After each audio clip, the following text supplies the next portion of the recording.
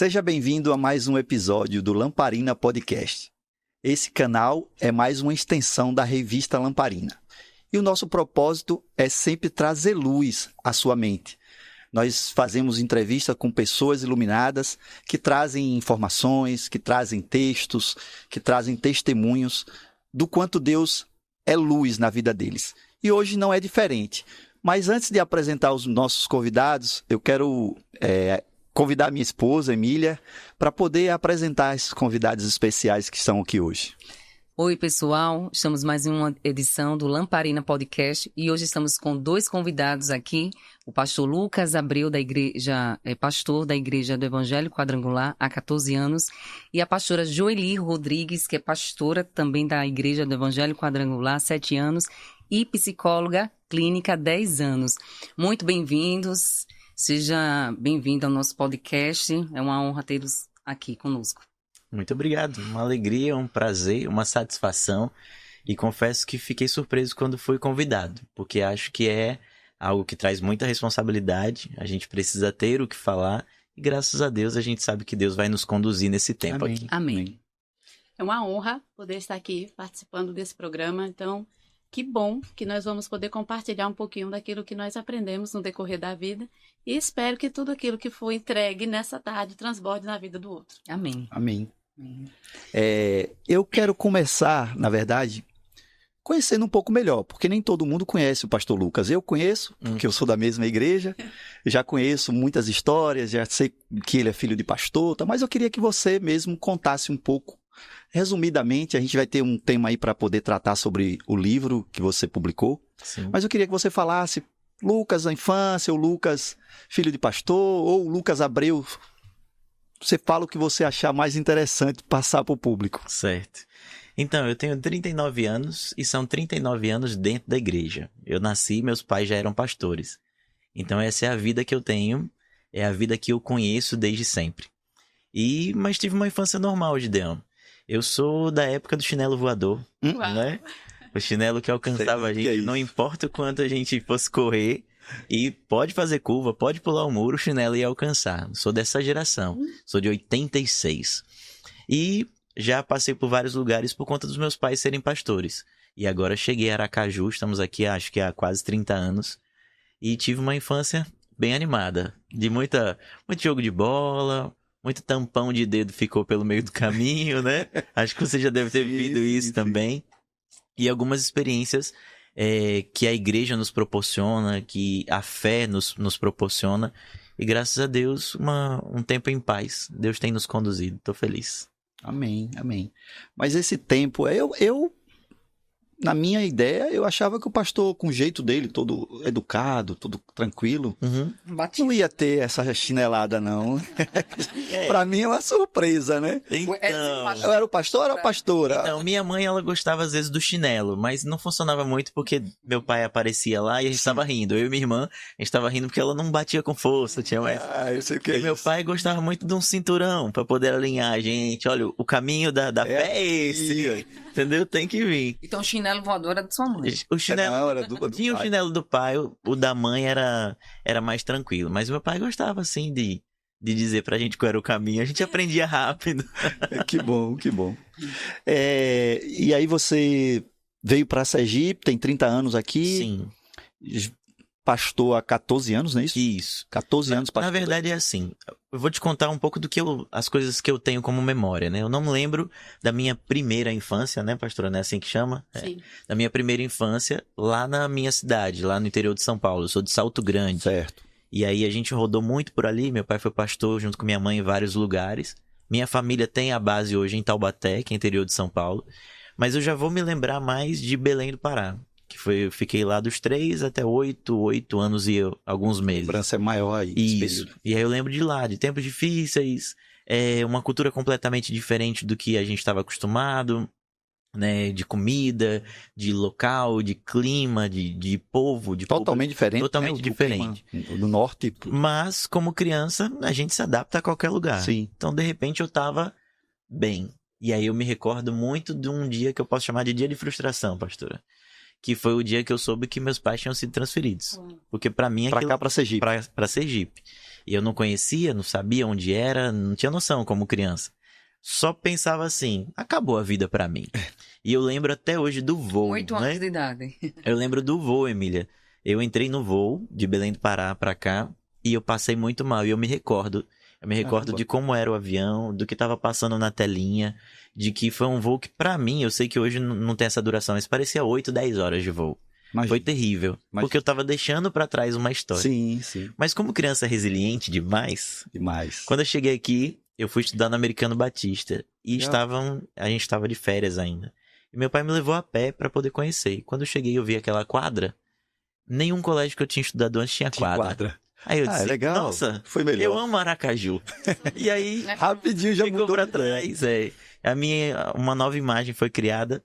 E dali eu começo a me lembrar claramente de cada coisa que aconteceu, da igreja que a gente foi, como começou lá na Avenida São Paulo, 620. E aí tem muita história pra contar dentro daquele lugar e o que Deus foi fazendo. Em duas vertentes. Uma é o Lucas, né? Lucas, que todo mundo conhece, que tinha um apelido na escola de Pardal, no condomínio de ETzinho, não sei porquê, tem nada a ver isso Deu comigo. curiosidade agora.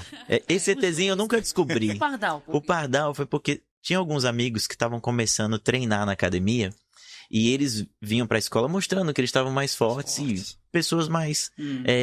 que Deus foi, assim, generoso na altura delas. Entendi. E eles estavam mostrando, eu lembro que a questão da asa, né? Quando você treina aqui. Eu disse, eu também tenho. Aí um menino falou, é asa de pardal.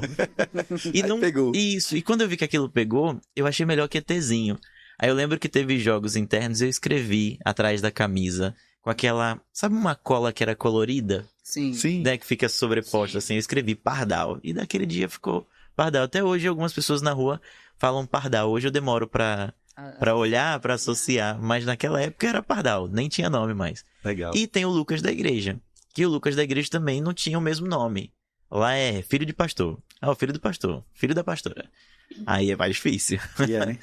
Aí é Eu fico diferente. imaginando o Por quanto que era deve ser difícil, né? Por que era difícil? Então, porque enquanto uma criança da mesma idade, com o mesmo comportamento que eu, alguém dizia assim pra ela, não pode, pra mim era, não pode, você é filho de pastor. Então É bem maior, o peso é completamente diferente. Porque o filho do pastor não pode isso, o filho do pastor não pode aquilo. Então é mais delicado. Eu soube administrar. Eu entendo que de alguma forma eu soube administrar. Mas acho que alguns aí devem ter uma... Se vierem participar do podcast, eles vão reclamar um pouquinho. Imagina. Mas aí eu lembro que você contou agora há pouco, antes da gente começar aqui a gravação, Sim. que você tinha vontade de participar com os colegas na escola, é um campeonato de futebol, você gosta de jogar, mas aí seu pai dizia, não, é de domingo tem negócio de jogos da primavera, de domingo é igreja, sei que é igreja.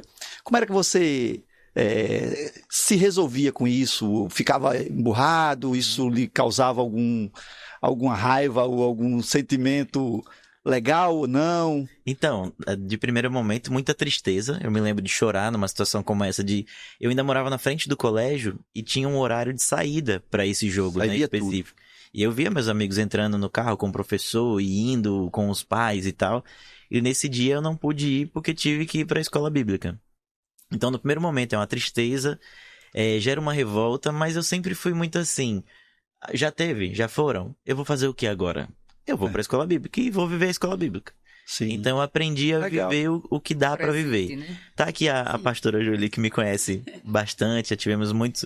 Ela já me atendeu, depois não dá mais, né? Porque a gente fica muito amigo, né? Sim. Aí não pode mais. Agora a gente conversa como amigos de ministério e tudo. Mas eu sou muito resiliente, graças a Deus. Eu vejo que Deus ele me deu uma força. Aprendi desde cedo. Acho que a forma que meus pais também me criaram, com muita sinceridade, né? Acho que a maioria das pessoas que nos conhecem sabem da luta da minha mãe com relação à saúde. Sim. E eu nunca me esqueço a primeira vez que ela teve um câncer, como meu pai me contou. Meu pai tinha uma mania, ele nunca contava nada pra gente, assim, na sala ou num passeio, ele chamava pra dar uma volta de carro. Legal. E ele pediu pra eu descer, entrei no carro e... ou era notícia ruim ou eu ia ficar de castigo. Já sabia, né? Era. Já sabia. Era uma dessas duas coisas. E eu me lembro de onde a gente morava, como foi aquele momento, descida no elevador, memórias que ficam, né? Sim. E ele me compartilhando, ó, sua mãe tá com câncer, e eu lembro de perguntar pra ele assim, ela vai morrer? Como criança, um adolescente ali. E ele disse não. E eu tomei posse daquela palavra e ela tá aí até hoje. A palavra foi dada, não pode, tem que ficar aí. Sim, sim. Então eu aprendi a ser resiliente. Não fico muito chorando por coisas, não.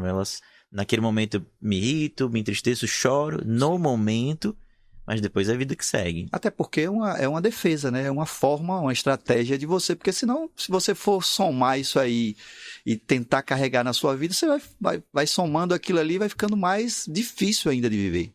Eu fico imaginando, como você falou, dos filhos de pastores aí, a cobrança é muito maior, tudo é muito maior. E se você não tiver essa expertise de eliminar, de deixar para trás isso aí, não vai dar não para ir pro futebol, eu vou para a igreja, então eu vou para a igreja, eu vou viver o momento na igreja e vai tornar aquele ambiente mais leve, tudo mais fácil.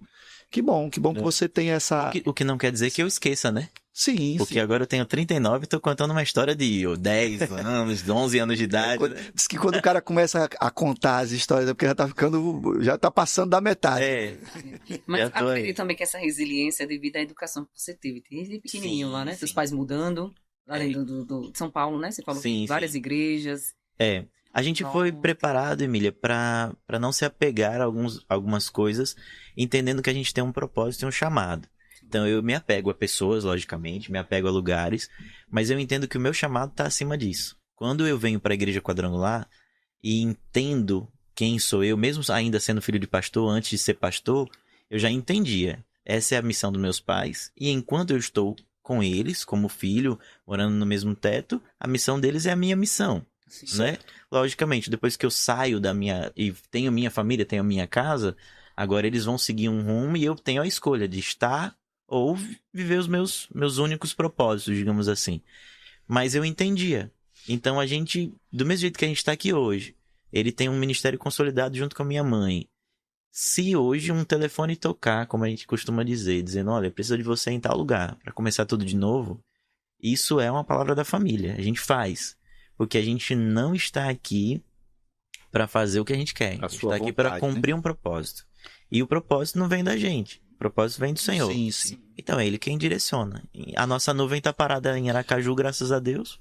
Amém. Mas isso você conseguiu ter consciência de que você tinha essa certeza do propósito com 13, 14 anos, adolescente? Eu tinha a certeza do propósito enquanto família. Sim. Né? Então, assim, enquanto família eu entendo. Minha família vive isso. Meu pai é o chefe da casa. Sim, sim. Então a gente aprendeu que tem um líder na casa, que ele é direcionado por Deus e todo mundo está debaixo daquela bênção. Então vamos viver, com dor ou não. Sim. E depois, quando eu me torno pastor, aí agora é um chamado meu. Sim. Então hoje meu pai está como pastor, eu estou auxiliando ele pela primeira vez, né? Foram quase 13 anos sendo pastor titular, longe. Você já foi pastor titular em outra igreja. Na verdade, o ministério com meu pai sempre começa distante. Você vai para distante. Eu lembro que você, eu acho que já foi pastor... A primeira igreja que eu abri foi no Santa Rita. Santa Rita. Quando você está indo para Salvador tem a Polícia Federal e tem uma missão quadrangular no alto. Sim, sim. Ali foi primeira abertura do meu ministério. E aí depois dali fui Fernando Collor, aí depois fui auxiliar minha mãe na sede por conta da enfermidade. E aí eu me tornei pastor titular na sede. Aí abri a igreja quadrangular no Luzia. Abri recentemente também, há um pouco mais de um ano, a igreja quadrangular no Castelo Branco. Abri a igreja da praia num período de pandemia. Sim. Um milagre que Deus nos concedeu. Lembro. E a obra está sendo feita. Então, hoje eu estou aqui... Você começou com quantos anos? Sigo. Como pastor... 14 anos, 25. Isso aí, com 25 anos. Me formei lá no Instituto. Você pastor. Eu não queria antes não, né? Aí por tudo que eu via. Não, meu pai nunca obrigou. Nem a mim, nem a minha irmã. Minha irmã foi mais recente agora. Eu, pelo contrário. Se a gente vai falar... Nossa, tem muita coisa para falar de imagens e memórias aqui. Mas eu me lembro, quando as pessoas me perguntavam, por que você não quer ser pastor? Eu tenho uma cena que vem na minha cabeça. Pai, vamos assistir o jogo do Palmeiras, nosso time, né? Assistir o jogo do Palmeiras na televisão que vai passar e vai ser essa semana. Será que tá chegando o dia? E a criança conta, né? Sim. E eu contando. Chegou na hora do jogo, o telefone dele toca, ele precisava sair para um atendimento que eu não lembro se é um velório ou se era algo no hospital, durante o jogo. E meu pai me deixou e eu continuei assistindo o jogo. Sem meu pai. E naquele dia eu disse assim, vou nada ser pastor, você tá aqui com seu filho. Nada, não e tem que sair, tem que atender alguém. Então, naquele primeiro momento eu rejeitei. Só que o chamado... Você tinha quantos anos? Eu não vou... Criança, adolescente. Adolescentezinho, assim, certo. Começo da adolescência. Mas aquilo ali me tornou, tipo, as pessoas perguntavam, quer ser pastor? Não, quero ser pastor, não. Você é baterista. Eu fui ao ITQ, ao Instituto Teológico. Vou tocar, eu sou músico, roqueiro. Eu entrei no Instituto Teológico e eu recusava aos professores, já perguntavam, você vai ser pastor, né? Eu dizia, não. Eu fazendo ITQ, que é o curso para ser pastor, e eu, não vou ser pastor. Eu era roqueiro. Eu tô vendo a história se repetindo. Ultimamente alguém tá vindo muito para mim. Não, se o seu chamado é para pastor, eu digo, não, eu quero isso não. Mas eu ouço entrevisto o outro. Todo mundo diz, não, eu não queria, mas é assim. Eu digo, meu Deus, se for para ser, que o Senhor direcione. Mas... E eu tava tão em paz na música que... É raro ter alguém de repente... que diga, não, eu sou pastor porque eu queria. É missão mesmo. Eu acho bonito isso, mas não foi para mim não. Legal. Vamos entrar no assunto, né, do livro. A gente, na verdade, essa conversa foi mais baseado no livro que você lançou recentemente. Sim. Imagens Congeladas. Imagem congelada, né? Congelada. E eu tive o prazer de ler esse livro aí, no período que eu estava no hospital. Primeira mão, não estava nem impresso ainda. E eu disse, caramba, eu me identifiquei demais com esse livro, porque a gente tem isso. A gente traz as imagens positivas e negativas. É claro que as negativas a gente acaba dando mais ênfase. Depois a doutora pode até explicar por que isso acontece. Mas a gente tem essa mania, não sei, de guardar as imagens das pessoas. Boas, ruins. Eu lembro de um episódio de alguém que eu tinha uma imagem boa, que era meu amigo, que convivia, e de repente a gente, por ordem do destino mesmo, da gente fazer uma coisa, ele fazer outra, a gente acabou se afastando. E aí, anos depois, a gente resolveu se encontrar. E eu imaginei, não, vai ser uma conversa boa, vai ter aquelas gargalhadas de sempre. E a conversa não foi mais daquele jeito. Já foi diferente. Não que ele não era outra pessoa, mas não era mais aquela imagem que eu congelei lá atrás, de que era o cara alegre, não era mais aquilo. Não fluiu. Não rolou no mesmo clima. Mas essa imagem da memória. Lucas fala aqui no livro dele, né, que a gente tem que trocar essa imagem da memória pela imagem da fé. Como é isso, Lucas? No dia a dia, como é que a gente aplica essa imagem da fé? Tá. Se a gente não vivenciou. Bom, pra gente deixar isso bem claro, deixa eu explicar um princípio. O princípio desse livro, digamos assim. Eu estava no atendimento com a pastora Joeli, e eu não vou me recordar do que a gente estava falando, porque, né, foram muitas horas de atendimento. Inclusive, eu quero aqui publicamente agradecer a pastora, já fiz isso, mas faço isso quantas vezes for preciso, porque ela me ajudou no momento que era um momento de muita pressão, e que estava todo mundo muito preocupado com a minha mente. E ela disse, olha, eu tô aqui. Então ela me acompanhava para saber se estava tudo bem. E em um desses atendimentos, surge exatamente esse nome, imagem congelada. E na hora que a gente falava sobre isso, acho que, se eu não falho a memória, você me ajuda, mas eu acho que eu falava muito sobre, o Lucas era uma criança dentro da igreja, que cresceu dentro da igreja. Então, dentro da igreja eu brinquei, dentro da igreja, literalmente brinquei, né? Então, já teve época da minha vida que a gente morava na igreja, meus pais moravam na casa pastoral. Então, onde é que o Lucas brinca? Na igreja, na nave da igreja, quando não tem mais ninguém. Eu ficava pintando, correndo, e a bicicleta, era o que acontecia. E aí as pessoas me viam ali dentro. Então, imagina, Gideão, que você tá me vendo lá, o Lucas, olha o Lucas, filho do pastor, menino. E eu cresço e de repente agora eu sou o pastor que tá em cima do altar pregando para abençoar a sua vida. Sim. Mas qual é a imagem que você tem de mim? Do menino, O menino, porque você a gente viu tem dificuldade até para chamar de pastor. Isso. Lucas, fulano. Porque a gente tá acostumado, né? E aí foi exatamente falando sobre isso que chega para mim o entendimento, e acho que era até um desabafo. De dizer, poxa, será que as pessoas não percebem que tem mudança na minha vida? Que eu não sou desse jeito que você viu? Exato. Né? Chega até um ponto de dizer assim, peraí, deixa eu dar um grito aqui. E aí, na mesma hora que eu falava com ela, eu tenho um raciocínio muito, muito acelerado. E ele se desenvolve quando eu falo, Isso. né? Ela vai explicar, ela vai concordar. Falar pra desenvolver, né? E não Isso. falar. Se eu tiver calado, eu não tô pensando muito. Mas quando eu começo a falar, do nada, o pensamento vai produzindo. Aí você explica aí pra gente. E aí Deus me trouxe, e é bom ter o conhecimento bíblico, Deus me trouxe a história de Saulo, que seria Paulo. Sim. Porque a Bíblia conta esse detalhe. A partir de Atos capítulo 9 vai falar sobre a conversão de Saulo. Ele é encontrado por Cristo na estrada, ele fica sem enxergar, aí ele é levado para a casa na rua direita, que é a casa de Pedro, e ali, de Pedro é Simão? Enfim. É levado para a rua direita, enfim. Não, Ananias é o profeta, que Deus pede para ir lá. Tá. Aí Deus chama Ananias, que é o profeta, e diz assim: Ananias, Saulo está orando e na visão você chegaria para impor as mãos sobre a cabeça dele e tal. Aí Ananias diz assim: Senhor, Saulo não é aquele que persegue os cristãos? Nas minhas palavras, né?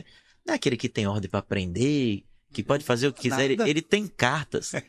Só que o que me chama atenção, Gideon, e aí é o ponto que não posso deixar passar, é que Deus disse, ele está orando.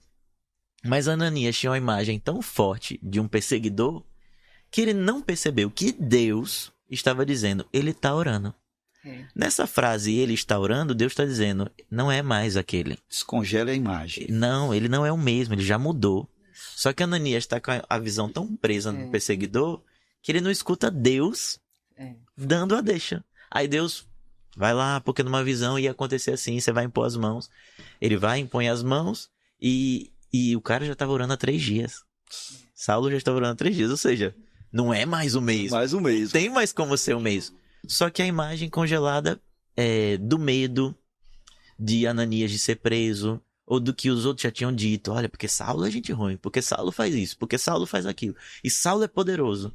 Aí ele não ouviu a voz do mais poderoso. Sim. Então a imagem congelada, ela é a tal da memória, ela é a natural. Como é que eu descongelo isso se muitas coisas não saem da minha cabeça? Eu te contei histórias aqui de quando eu tinha 8 anos ou menos e tal. Elas não saem. Como é que eu vou mudar isso? A fé. Porque a fé é enxergar de modo sobrenatural. É a espera por algo que ainda não existe, mas você quer enxergar. Então eu preciso determinar pela fé que eu vou enxergar coisas novas. Porque se eu não determinar isso, eu vou estar olhando para pessoas que já mudaram e eu não estou enxergando a mudança nelas. Eu não tenho fé no meu Deus de que elas podem ter sido transformadas. Então, essa é uma das bases, Emília, pra gente entender do porquê que eu falo sobre isso. Pare de enxergar com os olhos da memória, porque a memória vai me mostrar um menino, a memória vai mostrar um perseguidor, a memória vai mostrar alguém que já errou comigo, que foi ruim comigo, mas a fé pode me mostrar, peraí, enxergar com os olhos da fé, enxergar com os olhos de Deus. Então peraí, essa pessoa não é mais a mesma. Agora ela é diferente, agora ela tem Deus. Tanto pro bom quanto pro ruim. Porque eu posso também estar trazendo para minha vida alguém que não é a pessoa mais para estar perto de mim, mas eu tô tomando a decisão dela estar hoje pelo que ela foi. Ela já foi boa. Tá, mas hoje ela não é. Então não era a pessoa para você estar andando junto. Em alguns aspectos. Né? Eu vou até perguntar para a pastora. Por que é que a gente tem essa tendência de potencializar mais esse lado negativo do que o positivo? Parece até que o negativo ele tem mais poder de destruição de tudo. A gente constrói uma história ou um caminho durante muitos anos, mas para que algo possa vir destruir tudo que a gente construiu, basta um comentário negativo e parece que a destruição é muito maior. Isso a ciência explica alguma coisa em relação a isso? Sim.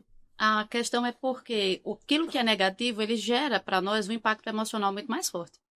É muito mais difícil de lidar com aquilo, porque a gente não espera certas coisas do outro. Então, aquilo que chegou do outro para nós, a imagem que nós vimos, ela gerou um impacto emocional. Quando é negativo, o negativo ele toma um espaço muito maior no cérebro. Então, a gente lembra mais do quê? Do que deu errado, do que foi ruim, do que foi negativo, do que foi bom. Então, quando o pastor Lucas está falando aqui, né, sobre a infância dele, quantas coisas ele falou na infância de momentos difíceis. Do avião saindo de Pará para cá, por exemplo. Aquilo, na história que ele relata, aquilo teve um impacto emocional muito mais forte. Quando ele vê a quadra, ele tem um impacto emocional, mas não é tão forte quanto o de lá. Do avião. Ou do avião, tá? Então, esse impacto negativo, ele faz com que a gente lembre mais daquilo que foi ruim do que daquilo que foi bom.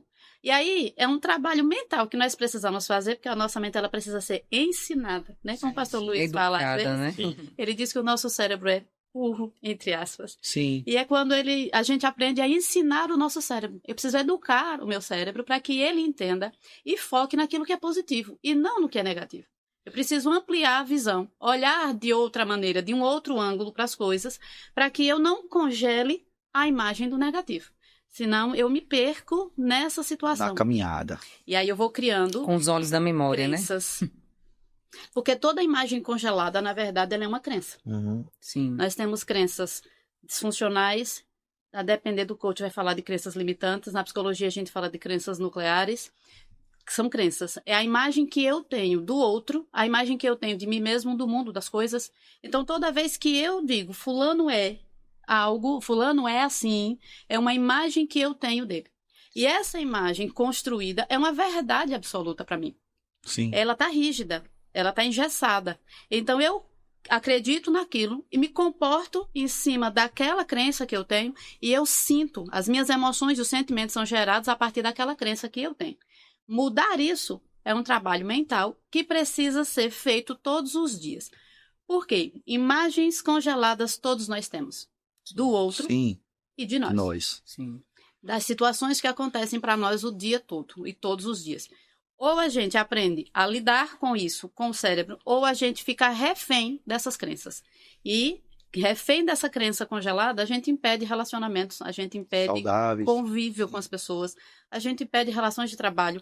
Muitas coisas são bloqueadas na nossa vida por uma imagem congelada. Então a gente precisa descongelar para avançar. Sim. Por isso que O que me chama a atenção sobre isso que a pastora falou, biblicamente, o homem ele não foi criado para desgraça. Sim. O homem não foi criado para o negativo. Ele foi criado perfeito no jardim. Sim. Quando ele pecou como um castigo pelo erro, aí é que entrou a tristeza, a solidão, a dor. Então, por Todos isso esses que isso sentimentos. chama a atenção.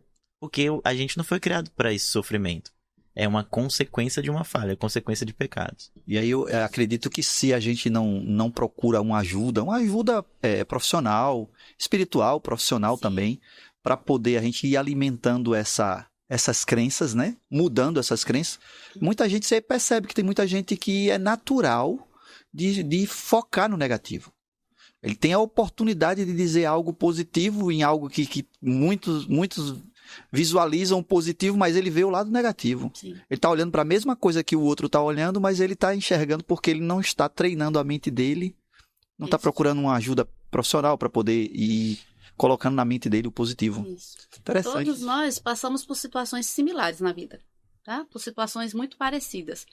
Por que algo faz diferença para um e para outro reage de uma maneira diferente? Pela interpretação que ele faz da situação e como ele lida com a situação. Pastor Lucas, ele é muito resiliente. A gente sempre falou disso, não foi? Uhum. Muito. Situações que era para... A gente vê isso dentro do consultório. Situações que ele já passou na vida, que levariam pessoas a uma depressão, a tentar até contra a própria vida, Sim. tá? Ele tinha os momentos de dor, de choro, mas logo Passava, em seguida, ele levantava a cabeça e dizia assim, vou pra cima.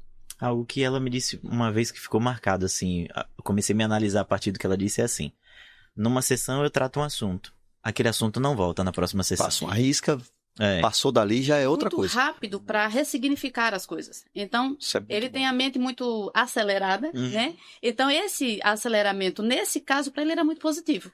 Porque à medida que a gente conversava sobre certos assuntos, ele já ressignificava ali, virou o ciclo, vamos embora, tem outra coisa pra gente arrumar. Como dizia minha mãe, né? Não adianta chorar o leite derramado. Não, mas Já derramou. É. Vai ficar ali se lamentando pra quê? Muda, passa uma risca ali. perfeito. E eu sou muito brincalhão, acho que isso também me favorece. Sim. Algumas sim. pessoas até interpretam essa questão de brincar, achando que é alguém que não tá atento, Nem aí pra- nem aí. E não é apenas uma forma. É uma forma... É um mecanismo de defesa, é uma forma de você... E é como eu enxergo, Gideon. Eu enxergo as coisas leves. Eu enxergo Legal. as coisas divertidas. Ah, vamos à igreja num culto de Santa Ceia. que divertido, Bom. que legal. Vamos ter que acordar muito cedo, vai dar trabalho. Legal. Que legal. É. Eu estive Dia diferente. recentemente no Legendários, né? Poxa, depois legal. eu tava olhando para aquela situação que é realmente algo que gera um impacto. Mas que bom, que legal que eu tô vendo isso daqui, sabe? Mas eu soube que você ficou no acampamento tomando conta das barracas. Ai, ai. Eu disse, não, qual foi sua função? Não, eu não subi a montanha, eu fiquei Se tomando conta das Se barracas. tivesse essa função, mas é porque a barraca vai nas costas. Já vai das costas. Mas vocês estão esquecendo de outro detalhe aí. A oração da mãe, porque pastora Cida ora, viu? Ah, minha mãe ora sempre, ora sempre. Isso ajuda muito também. Já que a gente tá numa linha emocional, minha mãe é ótima pra cuidar da emoção. Porque ela toca na alma. Enquanto meu pai era mais resolutivo, né? Castigo, vai apanhar e tal. Minha mãe é, Lucas, Deus não se agrada disso. Porque a Bíblia Sagrada diz. E, nossa, isso dói demais. Dói mais do que Dói demais. Eu dizia, pode me bater, é melhor. É isso mesmo. Mamãe é cirúrgica. Ô, Lucas, aproveitando seu exemplo de Paulo e Saulo, quando foi sua conversão de verdade, seu encontro com Deus? Certo. Boa Vamos pergunta. lá. Com 8 anos, em Belém do Pará, num culto de crianças, num sábado pela manhã, eu aceitei Jesus. Muito nitidamente eu tenho esse dia. Não de tudo que aconteceu, mas foi um dia que eu lembro o caminho que eu fiz. A gente ia a pé para a igreja. Eu lembro do caminho, lembro do trajeto. E me recordo também de como foi o culto em si, como estava a estrutura. Mas não lembro o que foi pregado, não lembro qual foi o louvor. Eu me recordo de estar num lugar assistindo e de repente já estou diante do altar chorando, aceitando Jesus. Legal. E aquilo foi forte para mim. Com 12 anos, na igreja aqui, eu disse que queria me batizar, que era a idade que normalmente se batizam.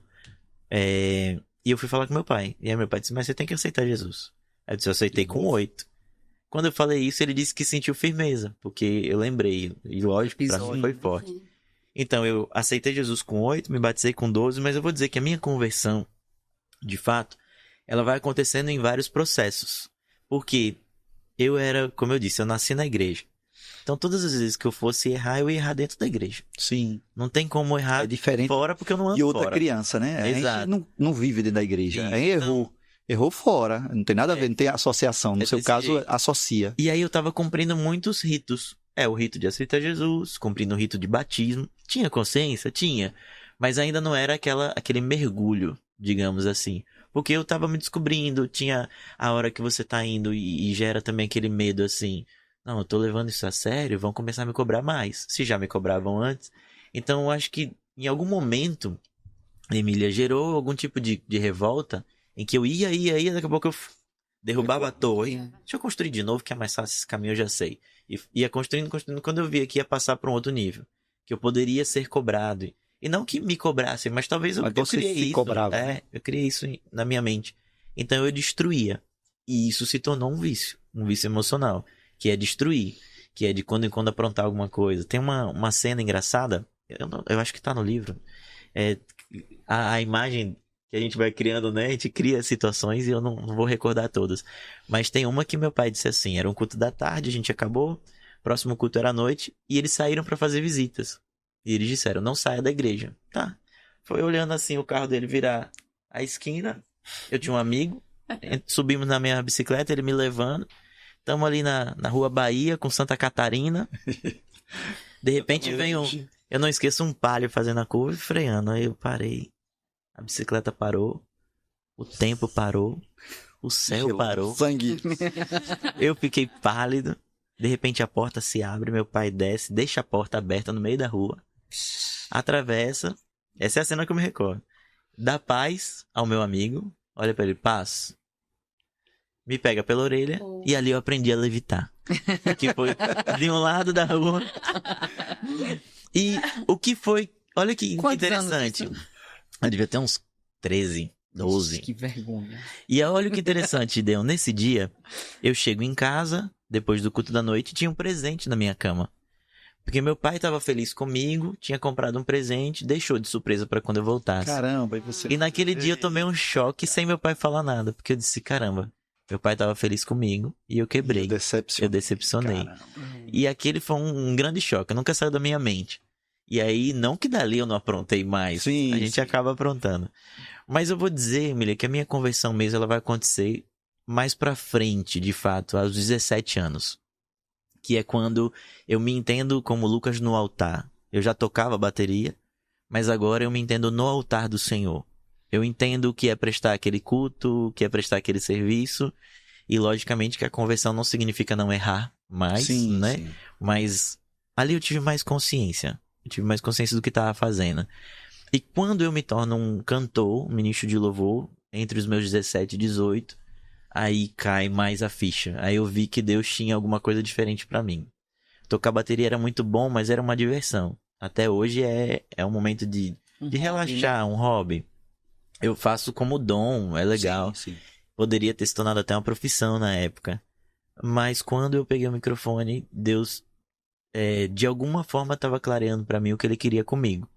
E aí é quando eu começo a me apegar mais a Deus. Aí Deus começou a me dar músicas, letras que não eram minhas, eu tenho certeza, porque tem palavras que eu uso ali que eu nem sabia que eu sabia. Sim. Né? Então, aí Deus foi tratando. Então eu disse, a hora que Deus começa a me usar mais e esclarecer meu propósito, foi quando eu disse, eu preciso mergulhar. Preciso entrar nesse caminho e começar a vencer algumas lutas e deixar pra trás algumas formas que não são legais. Porque é até natural, né? Você cresceu nesse ambiente de igreja, então é natural para a criança levar aquilo não tão a sério, né? Ali aquele é o seu local de convívio. E lá na frente você ter esse reconhecimento do que é a vida, né? Com Deus, o chamado. Diferente de uma pessoa que chega na igreja que não foi acostumada com aquele ambiente, ali já é sério, é uma coisa séria. Ali já é. É uma coisa ali muito... E eu sou completamente fora dessa caixa, Emília, porque eu fui conhecido lá atrás como um menino da rebeldia na postura. Eu nunca fui mal educado com ninguém, nunca fui sem educação. Mas eu tinha minha rebeldia na minha roupa, meu jeito de vestir, meus cabelos. Você era roqueiro, né? Então hoje eu tenho esse cabelo assim que deu certo. Mas, inclusive, quero deixar claro aqui pra quem tá nos assistindo que eu raspo por opção minha, entendeu? Será? Tá falhando já. Será? Mas eu tinha cabelos, cheguei a uma época a ter um cabelo quase do seu tamanho. Eu vi algum vídeo dele, a gente viu. E eu dava luzes, eu dava prancha, às vezes deixava ele meio armado. Eu lembro que uma vez uma senhora me chamou, eu tava no altar. Vaidoso. Era um vaidoso estranho, né? Uma vez uma senhorinha da igreja me chamou na frente do altar, eu tava na bateria, ela lá embaixo, meu filho. Aí eu cheguei, eu tinha um bolso na camisa. Ela colocou, acho que R$20, se eu não me engano, R$20 no meu bolso e disse assim, pra você cortar o cabelo. Oh, meu Deus.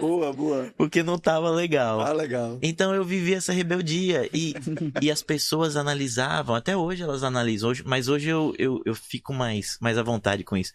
Mas elas queriam saber de tudo sobre mim, quem sou eu, e muitos se aproximavam de mim para saber quem são os seus pais. Como eles são, o que eles comem, como eles vivem, Sim. né? Como se fosse... Você acaba tendo curiosidade, né? E aí isso não era fácil de ministrar, porque a gente tava o tempo todo ali, de certa forma, muito, muito visível.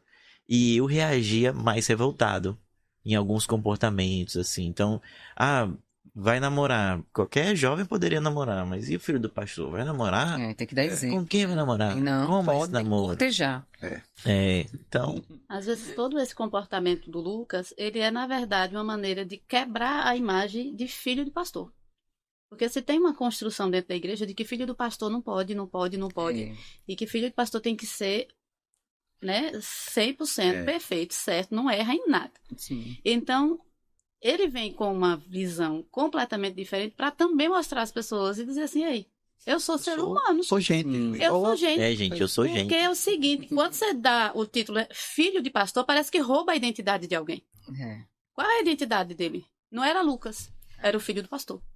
Então, esse filho de pastor, para muita gente, tem uma imagem construída dele de uma pessoa que não é quem ele é. Eu sempre dizia assim, as pessoas deveriam conhecer Lucas. As pessoas não conhecem Lucas. As pessoas conhecem o comportamento que às vezes se apresentava ali, que muitas vezes aquele comportamento era para dizer assim, ei, eu sou Lucas, eu existo, e eu não sou... É uma forma que ele encontrou de se mostrar, porque ninguém estava enxergando isso.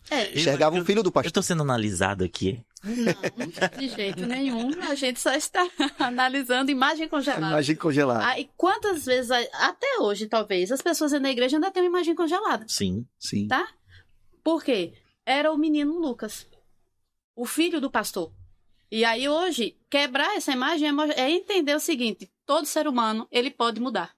Todo ser humano, ele muda de comportamento de tempos em tempos, à medida que ele vai crescendo, à medida que ele vai tendo um conhecimento diferente, que ele vai amadurecendo, até em relacionamentos, ele muda. E aí, se a gente não descongela essa imagem, a gente sempre vai lembrar Do passado, da imagem antiga. da imagem antiga, do filho do pastor. O que sempre me chamou a atenção, a gente conversava muito sobre isso, Gideão, é que também, vamos supor que você criou uma imagem de mim, porque você viu algo e isso lhe deu a razão. Mas o que é mais difícil são pessoas que formam imagens da gente sem nos conhecer. Que é o pior. Elas, por exemplo, hoje se tira muita conclusão sobre a internet, hoje se tira muita conclusão sobre o que alguém fala de você. Então, em alguns períodos da minha vida, acho que uma vez eu comentei abertamente com a pastora Joeli, dizendo assim, olha, eu estava assistindo algo que estavam falando sobre mim, e nos comentários uma pessoa disse assim, é verdade, eu conheço muito, já andei com ele. E quando eu olhei, eu disse assim, Nunca vi esse cara. nunca vi essa pessoa. Entendeu? E tudo bem, alguém mentir, alguém inventar, ok. Mas alguém comprar a ideia é o que sempre chama atenção. E a gente tá vendo que isso acontece desde a época de tudo. A gente vai ter uma mensagem do meu pai que ele fala sobre o investimento na mentira. E aí ele usa aquele momento em que os soldados são pagos para poder contar que o corpo de Jesus foi roubado. Era melhor dizer isso do que dizer que ele ressuscitou. Sim. Então, olha, vocês Não iam pagos, acreditar, não vão dizer que teve nada. Não, é diga loucura. que foram discípulos, diga que alguém passou aqui de noite e diga que teve. Então tem um investimento na mentira. E aí isso forma imagens.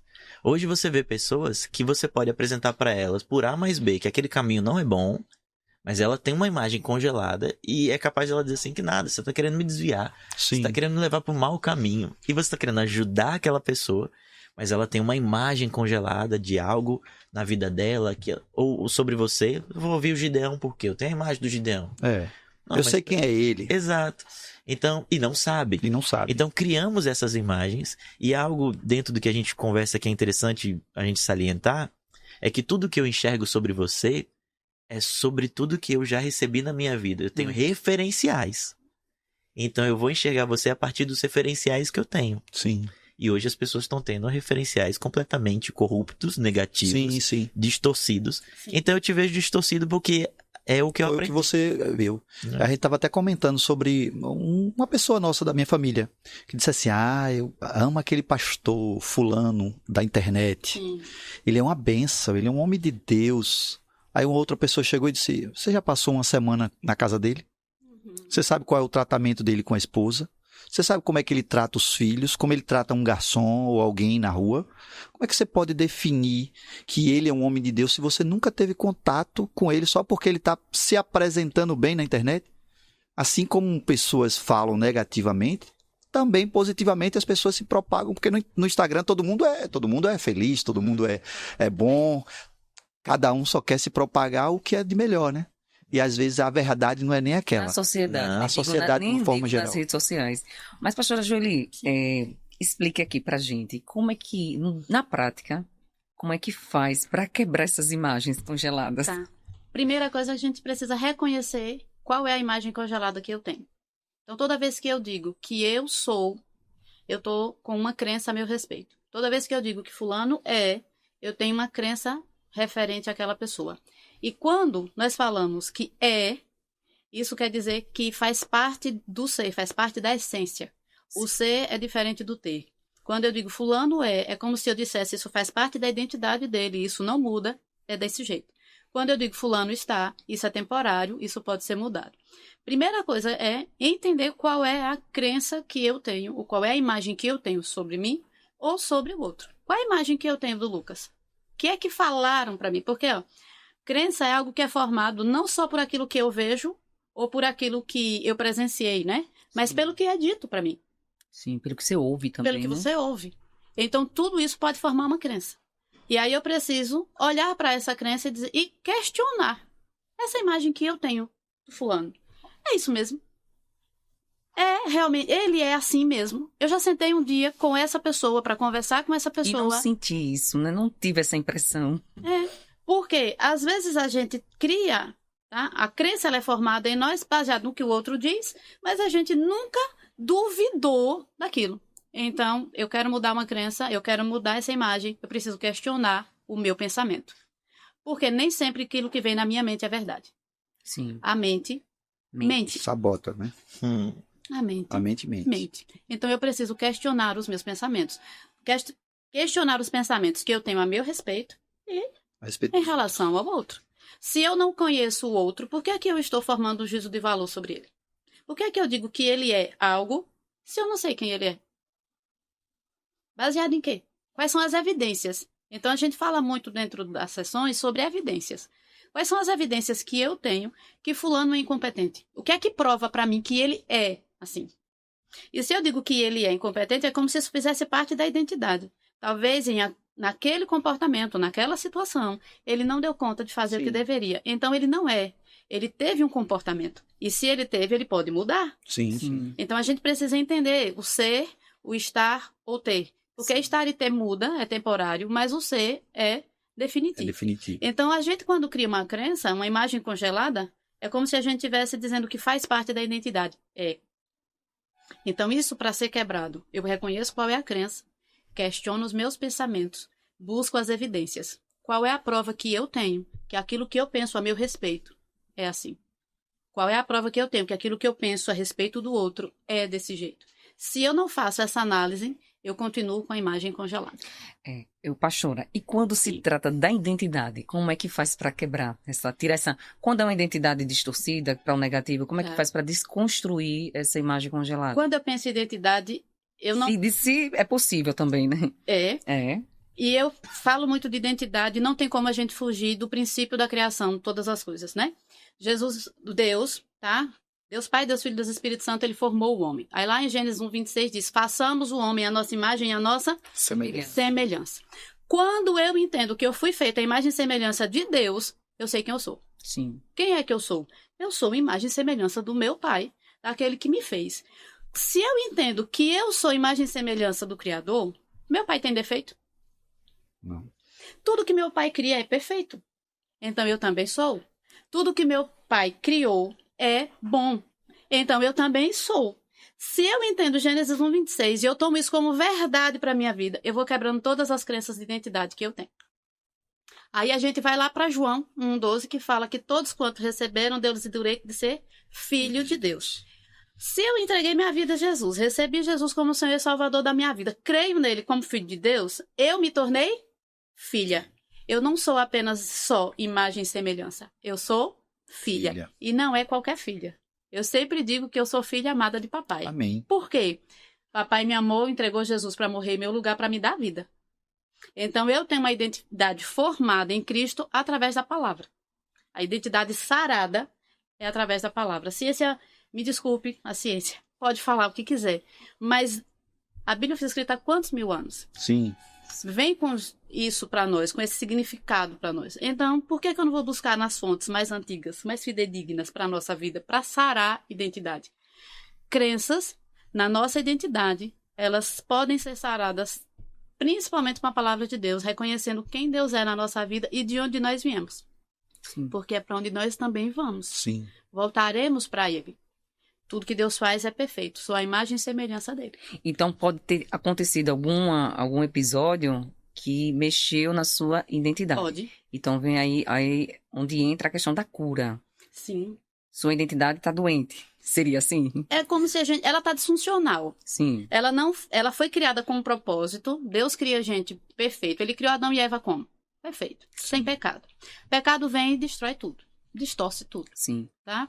E aí começam a surgir as situações mais delicadas na vida do ser humano por conta do pecado. Não, talvez não estaria o termo doente, mas a identidade ela está disfuncional. Ela não está dentro do princípio que ela foi criada. Mas eu posso mudar essa identidade quando? Quando eu reconheço onde ela está errada e eu busco em Deus a transformação. Porque eu imagino assim, pastora, vou chamar assim psicóloga, porque agora vamos entrar no termo da psicologia. Seus pacientes chegam lá, né? Eu tenho isso, eu sou assim, eu sei que eu sou assim. Uhum. Então você vai ter que trabalhar isso na pessoa para ela mudar aquilo. Né? Ela reconhece, eu acho que é o primeiro ponto, saber que tem aquilo para querer mudar. Esse é o primeiro passo. Ela tem que reconhecer que ela se enxerga daquela maneira e ela precisa tomar uma decisão para a mudança. Pronto. Agora vou entrar em um outro ponto, a questão espiritual, porque eu já ouvi algumas psicólogas falando que já viu que era questão espiritual na vida da pessoa e como é que a senhora, não sei se a senhora já enxergou isso, e como é que a senhora trabalha isso? Então, se pode também, né? Misturar a ciência com não a podemos espiritualidade. misturar dentro da terapia mesmo, da sessão, tá? Nós falamos sobre fé quando o paciente ele aborda esse tema de fé. Independente de religião, independente de credo, o paciente aborda, então a gente atende de acordo com aquilo que é trazido para nós. Nós não colocamos lá a nossa fé, nem tampouco eu coloco Bíblia dentro do consultório, a não ser que o paciente ele traga isso, tá? Pelo conselho e questões de ética, a gente não segue nessa linha. Não sei quando o paciente ele já traz, então nós temos permissão dada pelo próprio paciente para. Certo. Quando nós percebemos que a questão ela é espiritual, tá? Nós encaminhamos essa pessoa para buscar a questão da espiritualidade. Ela precisa crescer nessa área. Sim. Tá? Sendo cristã, e se a pessoa for cristã, eu vou orientar ela, só procura teu pastor. Conversa sobre isso com ele. Ele vai te orientar em como você proceder nessa área. Tá? Se não, fica um pouquinho mais delicado, mas porque tem pessoas que têm uma religião, têm uma fé. Sim. Tem outras que não. Então, não adianta chegar para essa pessoa e dizer assim, o seu questão é espiritual, ela não entende que é espiritual. Às vezes ela nem percebe. Se ela percebe, e às vezes vai buscar ajuda dentro do consultório, não é lá o lugar para tratar essas questões. Ela precisa buscar o lugar certo para tratar. Mas aí, no caso, você é pastora, entende o lado espiritual e entende o lado profissional da ciência. Sim. Chega alguém, tem algum problema, você já identifica que não tem nada a ver de emocional. O problema dela é espiritual. Sei lá, alguma maldição que ela carrega dos seus familiares ou algo que ela plantou lá atrás por conta do pecado, ela não livrou desse pecado, não entendeu que o erro veio através disso. Você consegue identificar imediatamente ou não? Como é que funciona isso? Tudo depende. Depende por quê? Às vezes o Espírito Santo ele trabalha, ele nos dá dom de discernimento das coisas. Então isso facilita dentro do consultório. Mas eu não tenho autorização, vamos dizer assim, para chegar tomar essa decisão, e dizer assim, olha, essa questão aqui é espiritual. Entendi. Entende? Mas como pastora, sim, né? Como pastora, sim. Tá. Fora do consultório, aí é outra história, tá? Mas dentro do consultório, não. A não ser que aquela pessoa perceba, a depender das conversas, sessões vão acontecendo, e ela vai entendendo. Chega, às vezes, ao entendimento. Diz assim, eu acho que minha questão não é emocional. Eu acho que tá se repetindo muito e tal. Eu acho que tem uma outra coisa aqui. Eu acho que é algo ligado ao sobrenatural. Aí, às vezes, a pessoa vem com uma linguagem bem diferente, né? E aí, sim, a gente pode dizer, pensa um pouquinho mais sobre isso. Olha para essas questões aqui. E aí, a gente vai dando orientações. E ela decide se ela vai buscar ajuda para aquela área ou não. Porque é sempre uma escolha do paciente. Entendi. Mas a gente não pode impor as questões. Acontece, aí eu vou perguntar aos dois. Acontece da gente, por exemplo, ter uma imagem, a gente congelou, descobriu algo que a gente tem ali, que a gente faz, um erro, ou positivamente também, e a gente sabe que a gente não devia estar fazendo aquilo, e de repente a gente faz, descongela aquilo, já tira aquilo, passa uma régua, como diz um ditado, passa uma risca para poder... E mais à frente a gente já se vê fazendo novamente. Isso parte do espiritual ou isso é uma construção da emoção ou é alguma coisa que ficou guardado? Depende. É um vício, né? É um vício. Emocional. Nosso cérebro ele vai fazendo conexões neurais. Então, toda crença, toda imagem congelada está armazenada no nosso cérebro. Sim, é como se eu tivesse... guardado. Isso. Eu tenho uma construção, um caminho formado ali dentro do meu cérebro com aquilo. Quando eu digo assim, eu vou descongelar essa imagem, eu não quero mais pensar desse jeito e eu trabalho isso em mim, isso não quer dizer que aquela imagem ela desapareceu. Ela está na minha memória. Ela continua ali. Ela continua ali, mas eu estou agora construindo um novo caminho neural, eu estou construindo uma nova imagem. Mas eu posso acessar aquele outro caminho neural na hora que eu quiser. Sim. Se eu me descuidar, aquele caminho antigo, ele é acessável. Ele volta novamente. Velho homem, velho homem. Meu semblante de de alegria aqui é porque ela tratou isso exatamente comigo. Ela disse, Lucas, você tem um caminho neural e agora vai doer porque você tem que construir. Então eu tenho todo um caminho que eu faço sempre na minha vida. Ah, aconteceu isso, vou aqui. Aconteceu isso, vou aqui. Aí agora eu tenho que quebrar e abrir tirar o mato e abrir um novo caminho neural. Sim. Só que a minha cabeça está o tempo todo dizendo, você já tem esse caminho, você já tem esse caminho. E eu digo, não. Eu quero fazer um novo caminho para não repetir alguns. Um novo a gente fica... É como se nós tivéssemos... Entenda comigo assim, vamos para analogia, acho que fica mais fácil. Sim. Você tem uma sede de uma fazenda. A casa da fazenda. E antes, você já tinha um caminho construído lá. Aquele caminho já está pronto, já está asfaltado. Você chega lá com muita facilidade. Só que você percebe que tem um outro caminho que você pode construir, que vai ser mais rápido, vai ser melhor para você para chegar na sede da fazenda. E aí o que é que você faz? Você começa a tirar, né, as pedras do caminho, você começa a tirar plantas, os matos, e você começa a sedimentar aquele lugar. Você vai passando com o seu carro ali todo dia. Mas aquele outro caminho, ele está pronto. O seu cérebro, toda vez que você chegar lá, ele vai dizer assim, vá por aquele caminho. Para quê? Por que você vai ter trabalho se já está pronto? Agora, vale lembrar que nesse exemplo, depois que você segue o novo caminho durante muito tempo e não usa mais o antigo, o mato cresceu lá, ele deixa de ser caminho. Sim. Entendeu? Acaba deixando para aquele. Ou seja, eu não uso mais, ele está lá. Tá lá. Mas eu não quero mais acessar. Então, à medida que eu faço esse novo caminho, ou seja, repetição, porque é pela repetição que a gente aprende, é pela repetição que a gente muda e consolida. Isso para tudo, né? Isso é para tudo. Aí eu deixo aquele outro caminho e eu agora acesso esse novo. Aí eu descongelo a imagem. Mas se eu descuidar, volta. Me fez lembrar aquela passagem de Pedro, que ele negou Jesus por 3 vezes, né? E aí depois o Senhor fez, no mesmo cenário, construir uma nova... Significado, ele traz um... Pedro, você me ama, né? 3 vezes ali do lado. Isso mesmo. Se eu puder acrescentar algo, eu diria que a gente coloca um dos últimos capítulos do livro fala sobre perdão. O perdão, ele é um caminho de libertação na vida de qualquer pessoa. Tanto eu te perdoar, como eu me perdoar. Isso. Quando a gente vê isso sobre Pedro, Jesus estava dando uma chance para ele se perdoar também, porque ele se culpava. Sim, eu não sou mais discípulo, eu não sou merecedor. Trair. Quando você vai para Judas, Judas não enxergou que ele seria perdoado, se ele se arrependesse. Sim. Mas ele foi se enforcar, porque ele disse, o que eu fiz para mim não tem perdão. Então ele tinha uma imagem de dizer, errei desse jeito, não tem mais jeito, não tem mais mudança. Já Pedro era o cara que quando se arrependia chorava, né, se apresentava e tal. Então o arrependimento, esse perdoar a si mesmo também, é uma forma de escrever uma nova identidade. E a gente também precisa entender, Emília, que a identidade ela pode ser construída a partir do que as pessoas nos falam. E isso é tão bom quanto perigoso. Então alguém pode te dizer que você é muito bom e isso pode te prejudicar. Sim. E alguém pode te dizer que você é péssimo e isso pode te destruir. Eu tenho um exemplo com relação ao meu filho, Pedro, vai fazer 10 anos. E muita gente me elogia como pai. Isso é muito legal pra mim. Nossa, Lucas, você como pai. Só que de repente eu parei pra pensar assim. Eu disse, espera aí. Eu sou esse pai tão bom? Não sou isso tudo que as pessoas falam. Eu tenho esses defeitos. Deixa eu corrigir isso aqui. Tem que encarar a sua realidade, né? A sua verdade. Em algum momento, digamos que eu tava deitado numa rede, tranquilo, dizendo, eu sou ótimo pai. Não, peraí, agora eu preciso ir brincar com meu filho. Posso ficar na rede? Porque as pessoas me disseram, posso congelar essa imagem de, é ótimo pai. Se eu não for ótimo pai em 2025 e continuar sendo 2026, nada cresceu.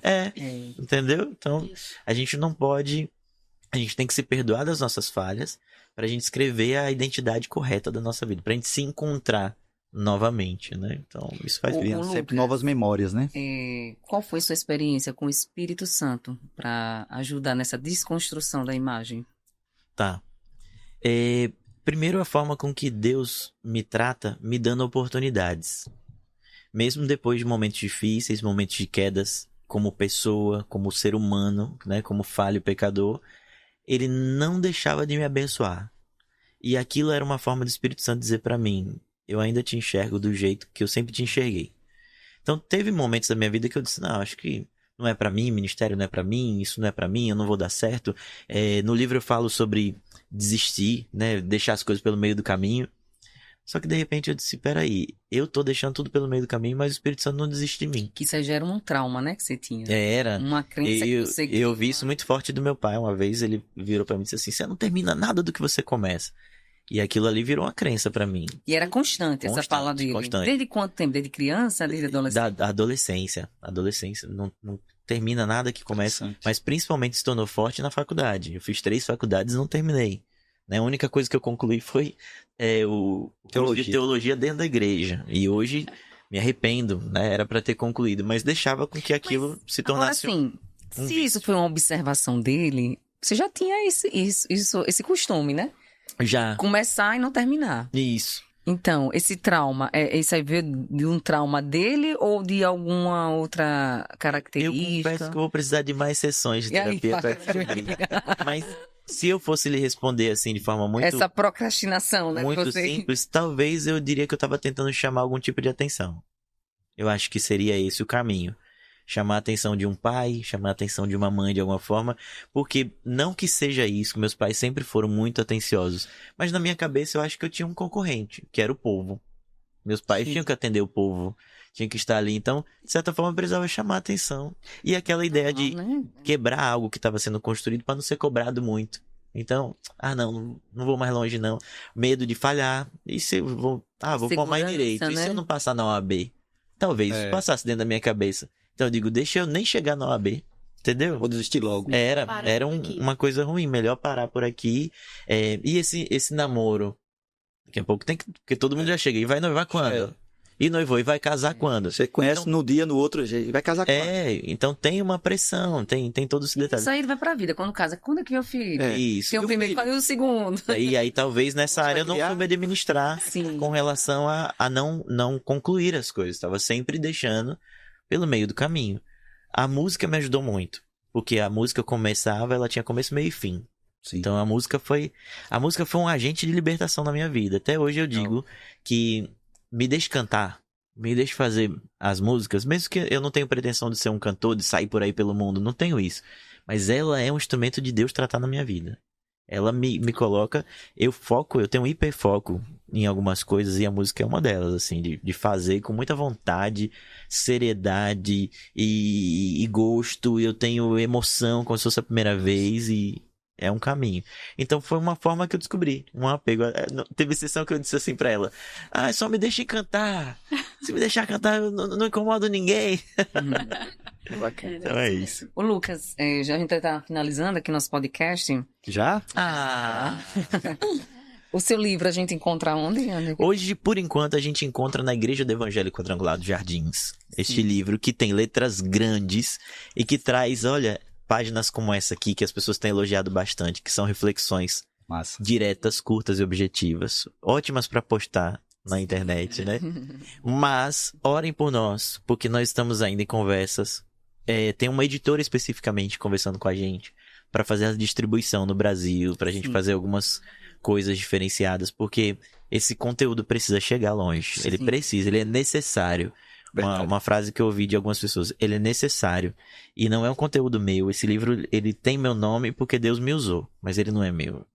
Verdade. Eu não teria condições de escrever o que tá aí. Foi Deus mesmo que conduziu, me acordando numa madrugada, me deixando claro que era esse tema, me colocou as pessoas certas no meio do caminho, porque no início da nossa conversa foi apenas uma pregação, né? Apenas modo de dizer, né? Porque já foi muito impactante. E mais de ano depois é que Deus veio e disse, olha, eu tinha outra ideia de escrever livro num outro tema, que eu ainda vou escrever, em nome de Jesus. Mas Deus Demora foi claro a fazer o sobre primeiro. isso. Você faz o primeiro, Nossa, fica empolgado. agora eu tô cheio, se eu pegar meu celular, eu tô cheio de ideia. Eu tenho E uns ó, aí. eu vou dar uma deixa aqui.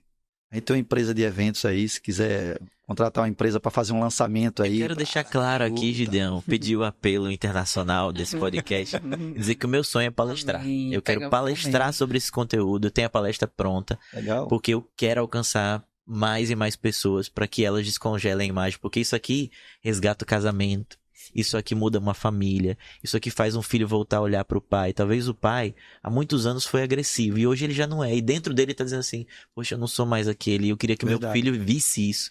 E talvez o filho tenha a imagem congelada, que não consegue abraçar um pai, dar um beijo no pai. Sim. E por dentro o pai tá chorando. Esse livro quebra isso. É porque tem a libertador. presença de Deus aí sobre isso. Legal. Amém. Bacana. Pastora Geli, quer falar alguma coisa das suas considerações finais? Eu recomendo a leitura desse livro. Ele é... Por favor, leiam. Ele é libertador, gente.